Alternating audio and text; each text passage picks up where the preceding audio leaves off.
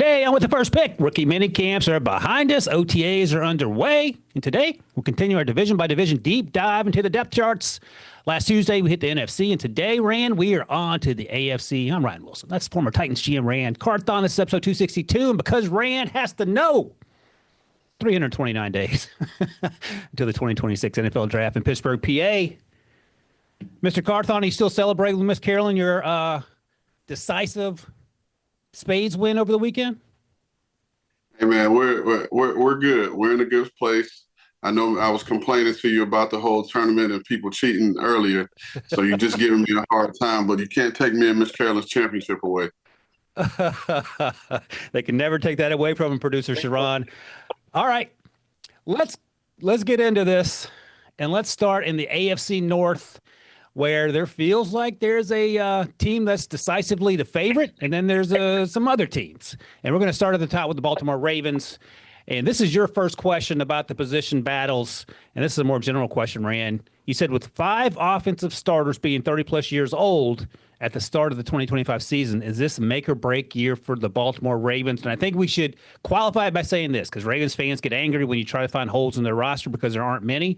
We're not talking about necessarily the AFC North. We're talking about the ability to compete with the Bills and the Chiefs down the stretch. So to your question, Rand, is this a make-or-break year for all these old-timers on that offense in Baltimore? I think it is. I truly believe that. They just did an off-season deal this year with Derrick Henry. I think signed him for a couple more years. He'll be 31. DeAndre Hopkins is 33. Mark Andrews will be 30 and having dealt with some injuries. He'll be 30 in September. Patrick Ricard is 31. Ronnie Stanley's 31. I think this Baltimore Ravens, which if you look at them traditionally, they've always had an older roster and had veterans, a bunch of veterans sprinkled through. I do understand that, but I think this is a make it or break a year because at some point you're going to have to start tearing these components down and get some younger people in there. Yeah, the good news is Lamar Jackson is still Lamar Jackson, and he doesn't look like he's slowing down anytime soon. Very easily could have been the MVP last year. That's a conversation for another time if you're pro Lamar versus pro Josh Allen.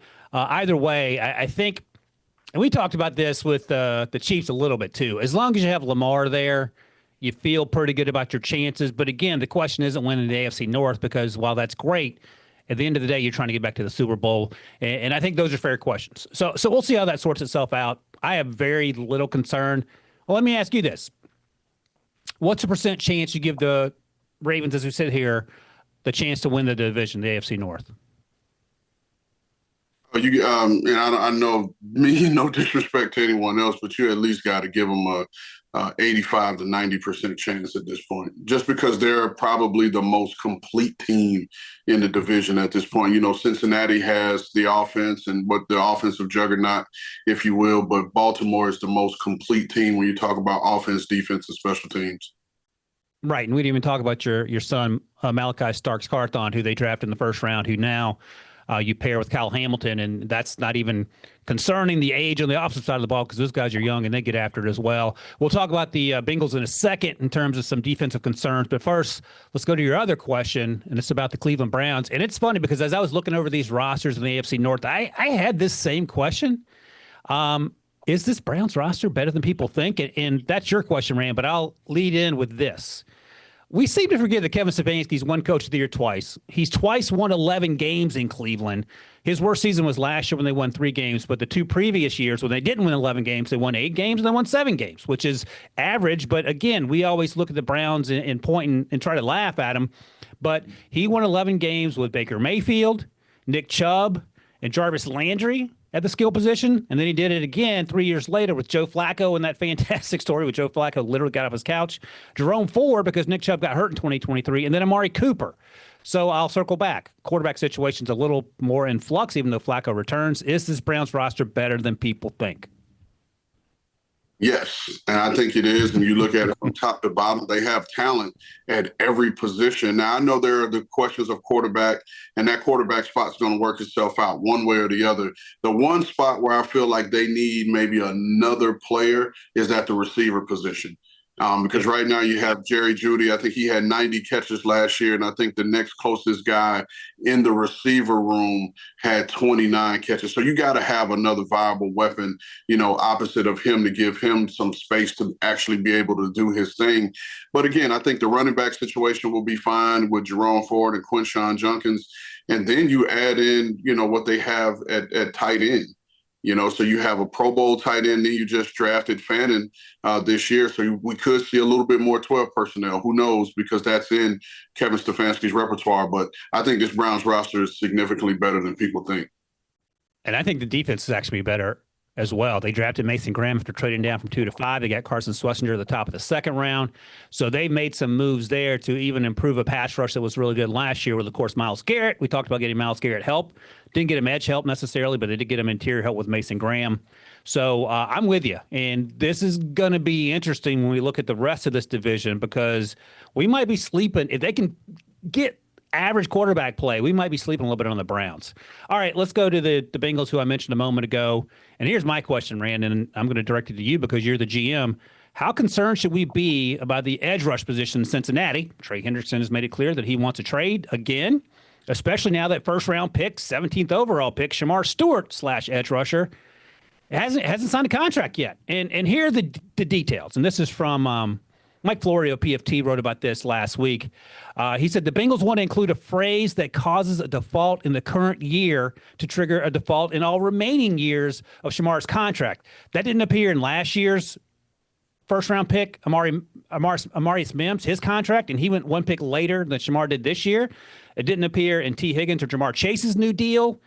So this feels like a new thing that they're trying to implement. And Shamar's dad came out and said, we just want what's fair. We're not asking for anything that hasn't already been asked for, but we also are not trying to be trendsetters in the way that the Bengals do their contract situation. So what are the Bengals thinking with this clause? And what does it mean long-term for their inability to get edge rushers on the field? Well, here's one thing I was thinking about this morning as I was just randomly walking through the house. And the Cincinnati Bengals have done business in a certain way for forever, right? Since Mike Brown has been running the team, and they've been steadfast. And I know they have rocky relationships with certain agency groups because of the way they do business. However, I'm going to shift it a little bit and not so much just talk about the language of the contract, but there is a waiver that every rookie signs prior to signing their contract that allows them to take the field. And a piece of the language in those contracts state that we will continue to negotiate with you in good faith as if you're healthy if you were to happen to get hurt, right? And so that's the holdup for me with Shamar Stewart and him not being there. Because right now, this is critical time for him to be there to learn the defense, get used to defensive calls, and understand who he's going against. And he's missing all this valuable time. And again, no shot to Shamar, but we're talking about a kid who only had 4.5 career sacks in college football, and now you're stepping into the pinnacle of football in the NFL, and you need as many reps as possible, and you're not there when you could really sign a waiver and it'll still allow you to participate. All right.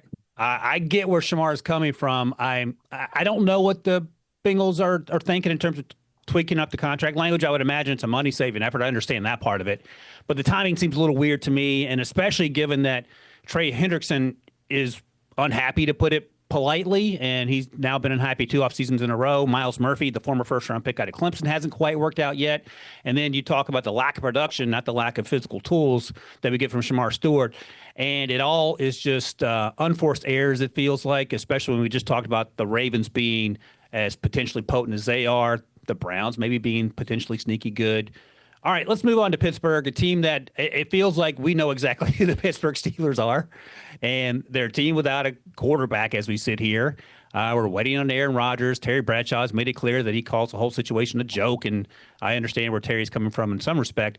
But whoever the quarterback ends up being, how are we going to sort out the wide receiver room without George Pickens? You have DK Metcalf, and after that, it is wide open.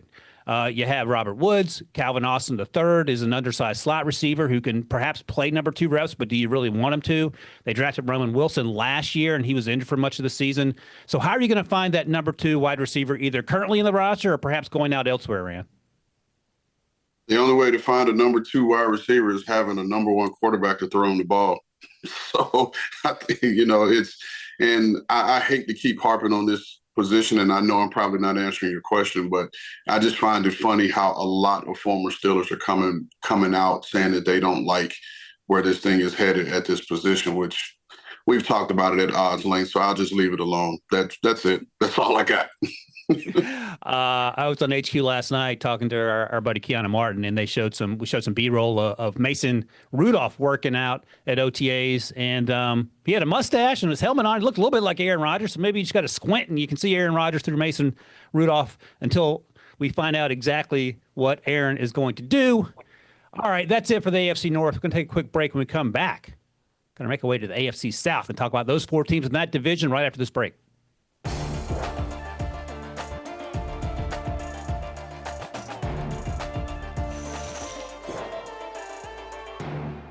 All right, Rand, let's head over to Nashville, an area you're quite familiar with.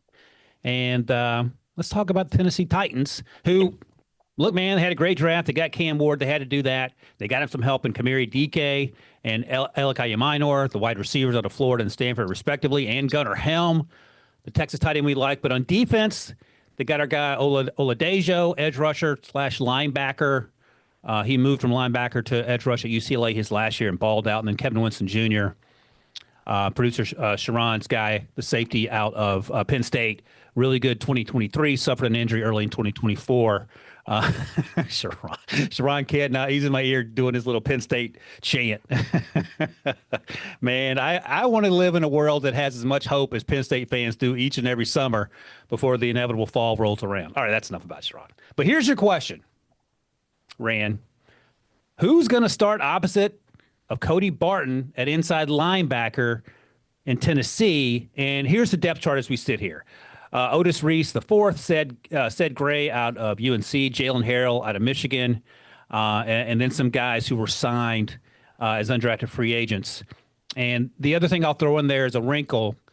Do you think about moving Oladejo, giving him some reps there too? Because historically at Cal and UCLA, he played a lot of off-ball linebacker. And that's where I was going to go with it, because I think he's going to factor in just as a way to get him on the field. And I know defensive coordinator Denard Wilson, he likes to blitz. He likes to bring the heat.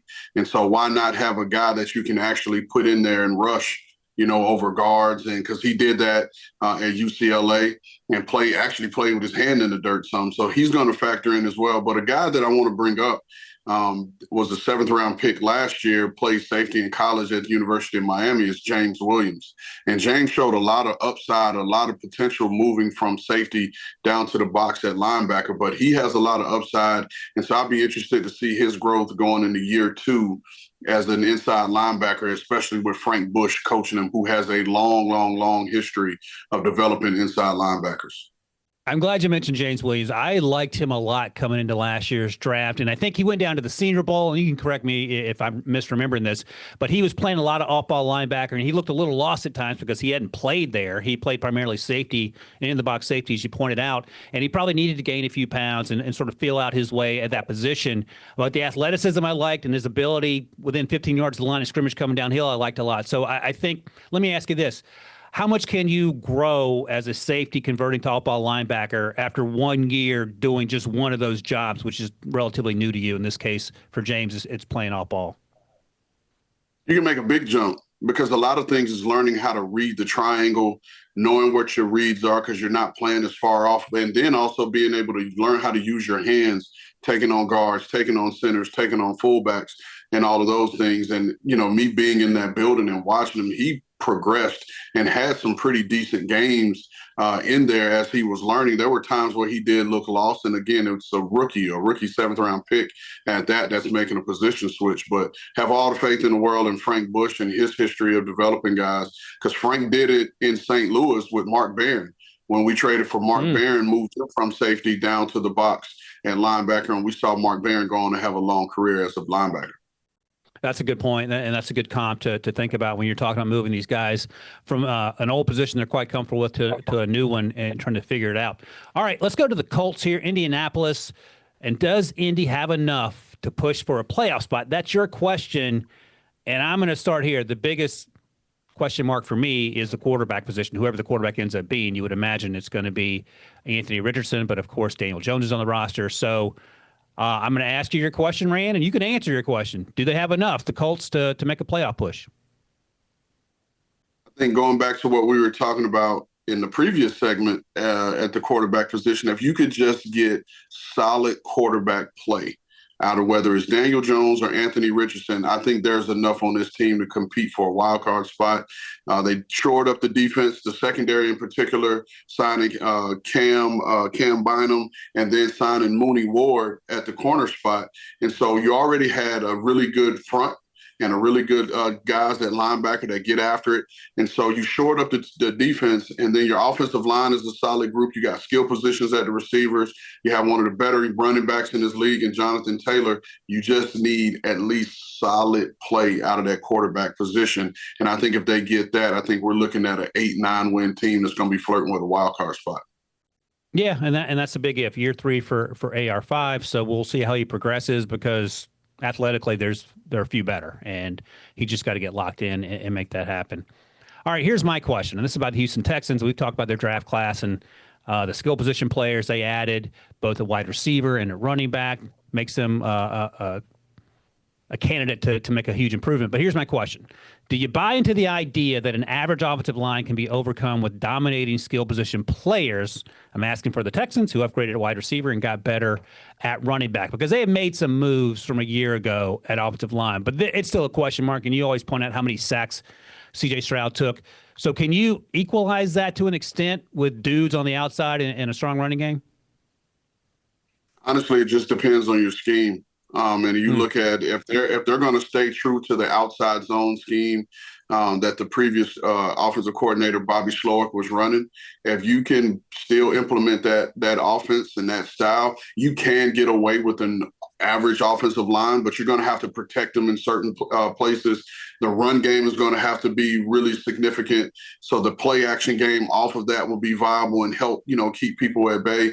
But that the outside zone scheme, really helps, deficiencies on the offensive line. I think back at a time in San Francisco when, although we had a big Trent Williams, who is an all-pro future Hall of Famer, there were a bunch of guys on that offensive line that were either undrafted rookies or day 3 picks that just bought into the way Chris Forrester was playing and scheming up offensive line play.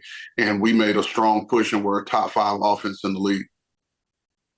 All right, we shall see. I mentioned that because way back in 2008, I remember Mike Tomlin, they had serious offensive line issues. And Mike Tomlin, they drafted Rashard Mendenhall, the running back out of Illinois that year. And then the second round, they got Lyman Sweet, the wide receiver out of Texas. And he said, sometimes you win with athleticism on the outside, and sometimes you win with the offensive line. They went to the Super Bowl, but Big Ben took a whooping that year in terms of the number of hits he took. So we'll see what that means for C.J. Stroud.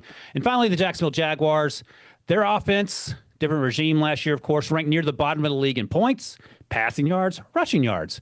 Have they done enough to go from being what was a 25th or worse? You see it right here in this graphic. Thank you, graphics department. To something like a top 10 or top 12 unit in 2025, because you have Liam Cohen, who did fantastic things in Tampa Bay with Baker Mayfield. You have Travis Hunter.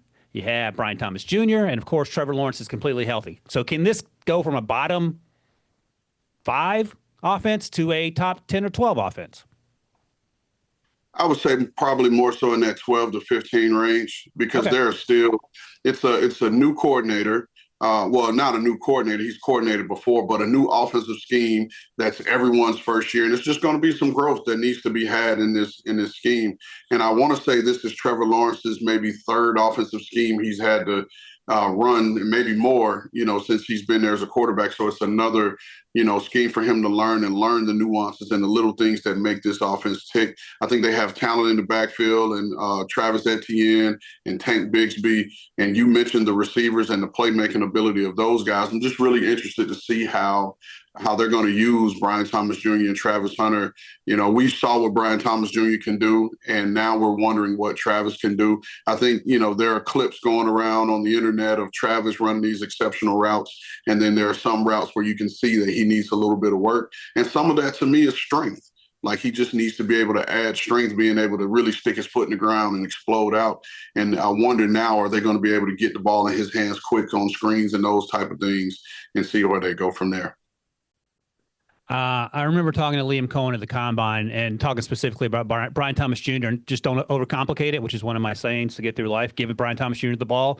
How much sense does it make, instead of trying to make Travis Hunter the best route runner in the NFL in year one, jet sweeps, end rounds, and quick game screens? How much of that do you think we'll see with Travis, just to let him do punt return right, punt return left as quickly and as often as possible? I like that. I think that's the smartest approach to it. You know what I mean? That's what we did with Deebo Samuel. Knew Deebo had some limitations in certain routes coming out, but Kyle was just creative, got him the ball, and allowed just Deebo to be Deebo, which is a football player. And that's the highest compliment that you could pay any player, is relaying to them as a football player. And so Travis Hunter is the epitome of what you would give someone the honor of calling him a football player. Like Ryan Wilson says, don't overthink it. Just get the ball in his hands and let the man do what he does. Don't overthink it. That's advice my dad gave me because he knew I wasn't the smartest, sharpest tool in the shed. Let's leave it at that. All right, let's take a quick break, and we come back here. Rand, we're going to hit the AFC East and talk about some sleeper teams that have a chance to make some noise. We'll do that right after this break.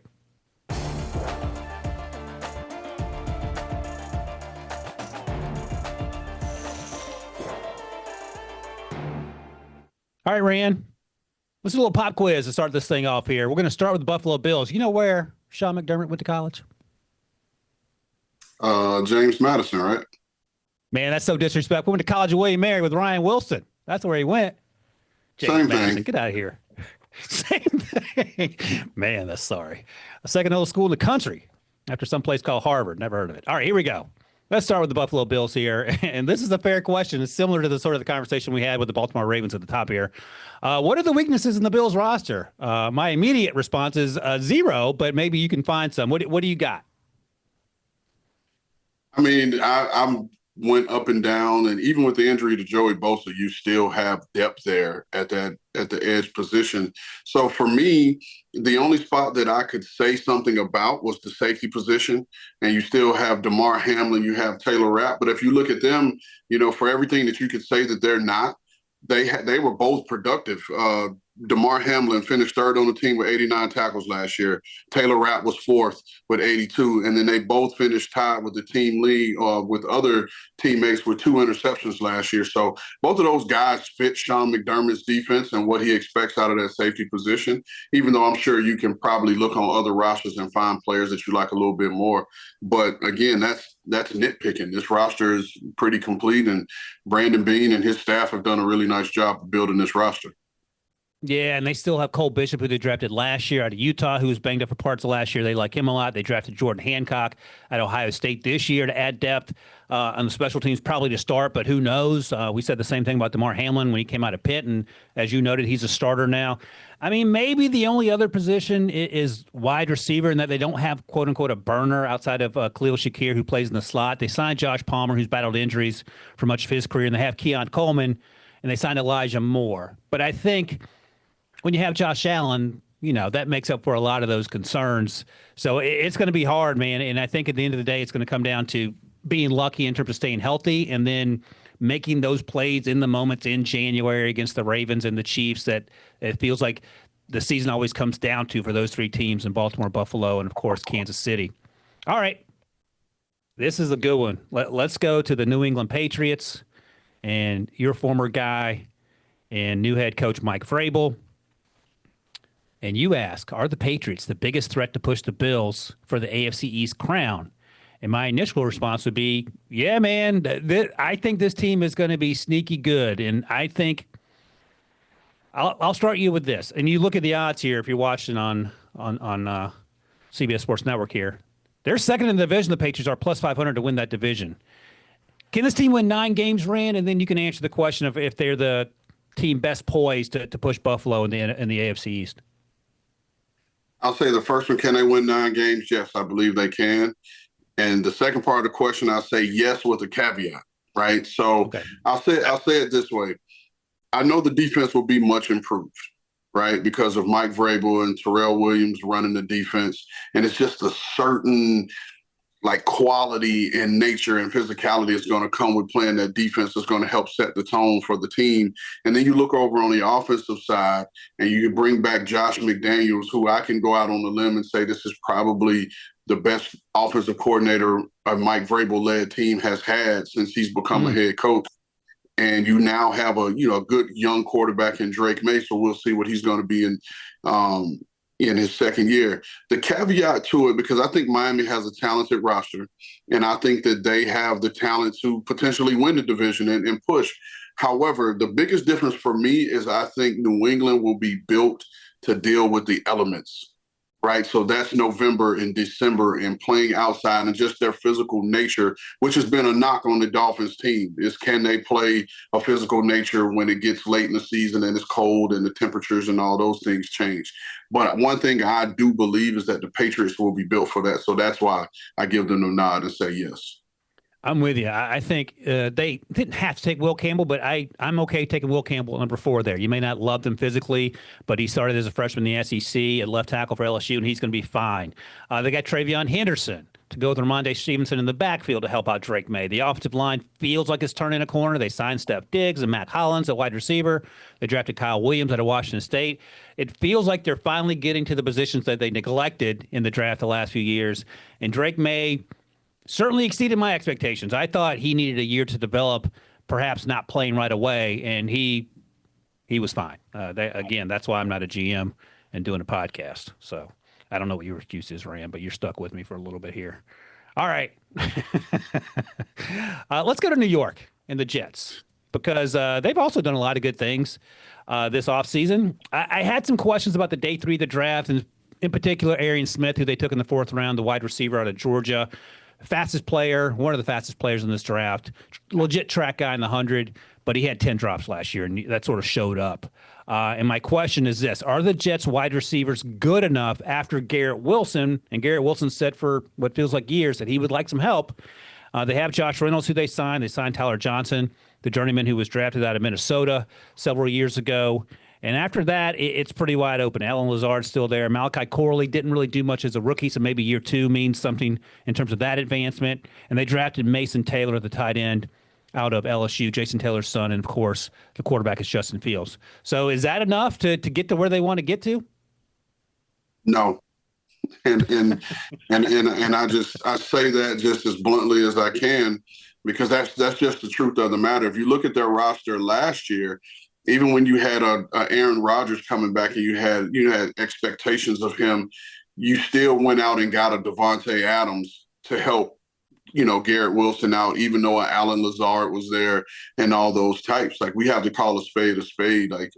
Like Alan Lazard is a solid receiver, but he's more the number 4 variety, as are the rest of the guys outside of Garrett Wilson. So you're going to need another threat there, because you have Justin Fields at quarterback who has something to prove this year. And can he establish himself as a legitimate starting quarterback in this league? Now, again, you get a Mason Taylor, who I absolutely love, and this guy's going to find a way to get open and make plays for him. And I see him being able to have 60-plus catches for him, this year. But you're still going to need production outside at the receiver position, especially if you only have one. They're going to double him, roll coverage to his side, and now you're going to be forced to play with other guys and force the ball to Mason Taylor, if you will.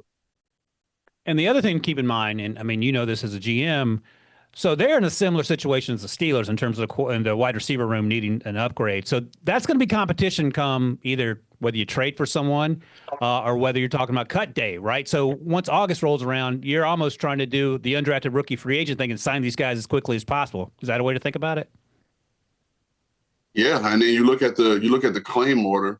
And which team comes in first in the claim order right now. We're just going to use the Steelers and the Jets because that was your example. The Jets sit higher in the claim order than the Steelers do. So if a receiver comes available at the cut, then they could claim him, claim his contract, as long as no one that's above them puts in a claim for the position as well. And then there'll be some scenarios where if there's a receiver that they know is going to get cut, And we just saw the Houston Texans do this with the receiver from Jacksonville, who was rumored to get cut. Instead of allowing him to be a free agent and have to compete with others, they just gave up a 7th-round pick for him. So that could factor in for, Darren Muji and Aaron Glenn as well. It's a good point, which I've forgotten about. The order, the cut order also depended based on your record from the previous year. It depends on who goes where and when they go there. So that can necessitate the Steelers in this example, perhaps trading ahead of time before the cut day to try to get one of these players. So that's something else to keep in mind as we get closer and closer to training camp and the start of the season. My final question for the AFC East. Miami's defense stunk at takeaways and sacks in 2024. They were among the worst in the league at that. They were actually good at some other parts of defensive categories. You look at it, but have they done enough to get better in 2025? And I say that, Rand, with the understanding that Mike McDaniel made it clear that Jalen Ramsey will probably eventually be moved at some point as well. They got Kenneth Grant in the draft in the middle of that defense, and Jordan Phillips as well out of Maryland, so that certainly helps. They got Dante Trader Jr. At the safety position. Who they drafted, they signed Ife Melifonwu and Ashton Davis at safeties as well. But are they an upgrade over Jordan Poyer and Javon Holland, for example, who are now elsewhere? I initially would say no, probably over Jordan Poyer, yes, just because he's an aging veteran. I'm not even sure if he's retired yet or whatnot. But Javon Holland, when healthy, was a solid player for him back there, and probably an underrated player for them back there. And just in terms of being stability and getting guys lined up and making plays, both as a run defender and in the passing game. Now, this Miami Dolphins team will always be offensive led. That's just is what it is. That's what you have, an offensive minded head coach, and you've built this offense to score a ton of points and to play with the lead. You built this defense to play with the lead, which is why you have a Jalen Phillips and a Bradley Chubb. Both of those guys are coming back, and then you add the interior guys. And so you do what you do in this draft to get the tougher and add the physicality part, which is what we just talked about when we were talking about the New England piece. However, I think this secondary, when it's all said and done, is going to need some work, especially if you're going to trade away Jalen Ramsey. And so if these guys aren't getting there, then you got to be able to cover them. And we'll see if they're able to do that. Yeah, and Jalen Phillips is coming back from injury, so that helps there as well. So at the end of the day, you got to keep Tua healthy. We've talked about that a lot already. All right, let's take one more quick break here, Rand, and when we come back, we'll make our way out west and talk about the AFC West teams right after this break.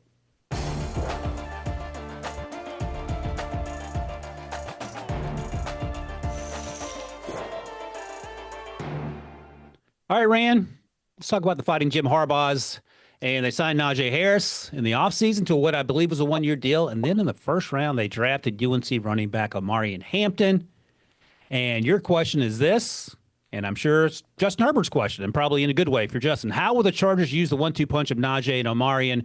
Because they're similar type backs. Typically, you have a shifty running back to pair with a bulldozer. This feels like two bulldozers, but Omarion probably has a little bit more juice coming into the league. But how are you going to use these guys to help out that offense? I mean, I'm super interested, in this one. And I went back and I'm looking at history of the 49ers when he was there, when he had multiple backs, whether it was Frank Gore and Carlos Hyde and, they had a bunch of backs. Like, how did he divvy up? And he still had one primary guy that would have 200 plus carries. And like you said, Najee Harris is on a one-year deal. And both of these guys are volume guys. Like, they have to touch the ball to get going. So I could easily see them just going with a hot hand on a week-to-week basis and not so much as care about their individual stats as opposed to them as a team rushing for 1,600 yards, or more. So I really could see that being the approach. And the other piece of it too is, as they go down the stretch, it allows these guys to be healthy when you get to December and January football, and one of them's not really just beat up, so to speak. And as I look at their roster, they also signed Rocket Sanders out of South Carolina, previously of Arkansas, who all three of those guys are similarly built. Today's NFL, the running backs seem to be going the way of 215, 220, who are a little shiftier and can bounce into these zone schemes. But these guys are all old school Rand Carthon type running backs. So is there a chance where you have three big dudes on the field at once not at once, but you're sort of rotating through them over the course of a game, and there's no room left for the shifty sort of new agey running back that we've seen? Not in the Jim Harbaugh system and the Greg Roman system. I don't see them employing three running backs. They still have Hassan Haskins, who they played for them quite a bit, last year, more of a third down role. Now, he's another guy that's 225 in the 230 range, but he was in there more so for protection. Now, Rocket, he's going to have to earn a spot, right, as that third or fourth running back, because one place that Hassan Haskins really excels as the third running back is on special teams. I think as a rookie for the Titans a couple years ago, he had 14 tackles on special teams as a rookie. So he really excels there. So that's where Rocket's going to have to come in and really compete to earn a spot on the team. And that's a good point. And that's a point that I often forget, and fans may as well, that, just because you're on the roster listed at a position, if you're third or fourth and sometimes even second, you got to be able to play special teams. And I don't know if Rocket played a lot of special teams in his college career, but we know that Hassan Haskins can certainly do that based on his experiences there. All right, next up, let's go to Kansas City, another team with very few holes, and that is evidenced by the fact that they often find themselves in the Super Bowl. Will there be an open competition at left tackle between Jalen Moore, who they signed this offseason, and from your time in San Francisco, and their first-round pick, Josh Simmons, who suffered that knee injury last October, I believe, at left tackle for Ohio State in that Oregon game. But had he been healthy, he probably would have been a top 10 pick and probably the first tackle off the board. So I saw Josh Simmons work out, and by that I mean warm up, literally a warm-up at the pro day 7 weeks ago, and he looked good, didn't have a knee brace on. But at the end of the day, is this a medical decision or is it one where, let's say he's healthy and you're just going to see how it plays out? Because at this point, athleticism probably has more to do with his ability to play than technique, just because he's a rookie. Yeah, and I could see a scenario where Josh Simmons is your starting left tackle week one. And I think the Jalen Moore signing, because, I mean, let's be honest, because you just said it, a healthy Josh Simmons is a top 10, top 15 talent, right? So Kansas City probably didn't come into this process expecting him to be there when they picked. And so them taking him was more so as insurance. But then you look at Jalen Moore's deal. Jalen Moore's deal was a 2-year, $30 million deal, which is averages out at $15 million a year. And that's below market as a starting guard. So that got me to thinking, Josh Simmons starts for you at left tackle, and now you can kick Jalen Moore in the left guard to replace Mike Caliendo, who ended the season as your starting left guard last year when you were forced to move Joe Thuney from left guard out to left tackle. So I can easily see that being a scenario, and it allows Kansas City to get their best 5 linemen on the field. Right, and that was the big issue with Kansas City last year, the uncertainty at offensive line, and that was their issue when they lost the Super Bowl to Tampa Bay and Tom Brady back in the day. The offensive line was porous. They went out and fixed it right away, and then we saw what happened. So we'll find out together if this is going to be the next re-evolution, if you will, of that offensive line in Kansas City. All right, here's my question. Can Chip Kelly revitalize the Vegas offense outside, of course, what we got from Brock Bowers? And I'll just give you some not-so-fun facts. Last year, that offense in Las Vegas, under a different regime and head coach and OC, 29th in points scored, 27th in yards per game, 32nd, dead last in rush yards per game, didn't even get to 80. And historically, when Chip Kelly was with Philadelphia, 2013 to 2015, they excelled in big plays, both running the ball and passing the ball. So I'll ask you, is Chip Kelly going to be able to turn the corner with a new quarterback in Geno Smith, a new running back in Ashton Genty, and some fun new weapons in Jack Besh and Dante Thornton to go along with Brock Bowers? Yes, and it's just because of the way the offense is run. They stretch the field horizontally as opposed to vertically, and now those zones and those holes that are naturally built in are going to be stretched and they're going to be wider. So all Geno has to do is just be accurate and get the ball on these receivers and allow them to go make plays. So I went back and looked from 2013 to 2015 when Chip Kelly was the head coach of the Eagles. They were third in plays of 25 or more yards. Last season, the Raiders were 21st. Yards per play, they were 6th at 5.7 yards per play. Last season, the Raiders were 28th at 4.8. So this has a chance to be pretty high powered, even if the offense has evolved a little bit for Chip Kelly. All right, fine. Let's go to Denver here.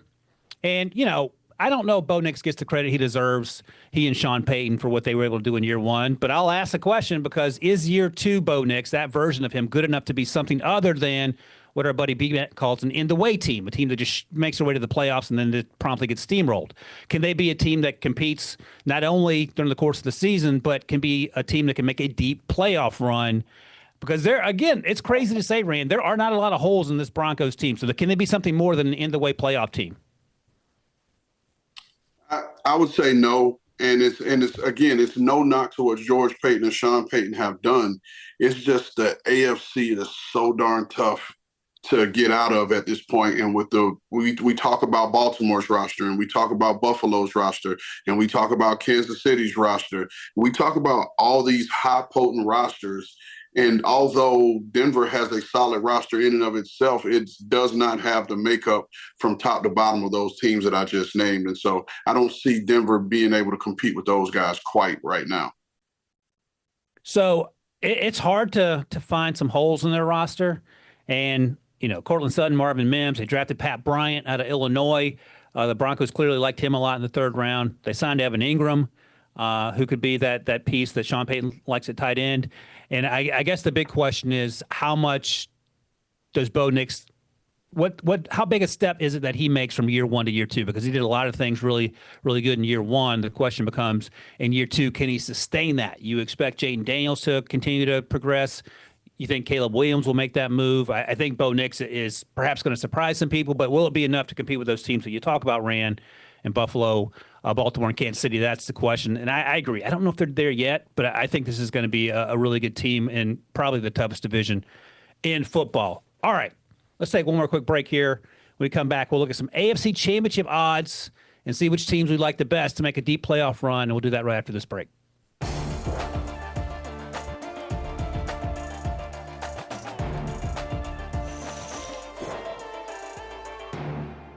All right, Rand, before we get out of here, so you can go clean off your grill and get ready for your son's birthday party, Mr. Chef over there, let's take a look at some AFC Championship odds, and we'll figure out which teams we like the best based on their odds that Vegas has laid out for us. What do we got, Sharon, for the graphic here? Because I'm curious to see which team I'm going to like the most when we're talking about potential Super Bowl champions. You got a graphic for me? I just got to wing it. All right, let's just wing it then. Oh, here we go. There we go. Awesome. Thank you very much. All right. It's almost disrespectful that the Patriots are behind the Steelers and even the Dolphins too, but that might be a weather-related thing. There are Broncos there at the bottom of the first column. Here's a team I like, Rand, and you can give me the team that you like. I'm going to go with the Texans because I think if they can figure out how to get C.J. Stroud back where he is and use those high-powered weapons, they could be a team to make a move outside of those top three. What do you think? No, I'm right there with you because as I was going through, I had them highlighted as the team. And again, we're still talking about D'Amico Ryans, who has not had a losing season since taking over as head coach. So I like the Texans there as well. Yeah, I'm with you on that. And I think the Bengals are going to be interesting because we just talked about earlier in the show, they got to figure out the defensive side of the ball. Offensively, they're going to be incredibly high-powered.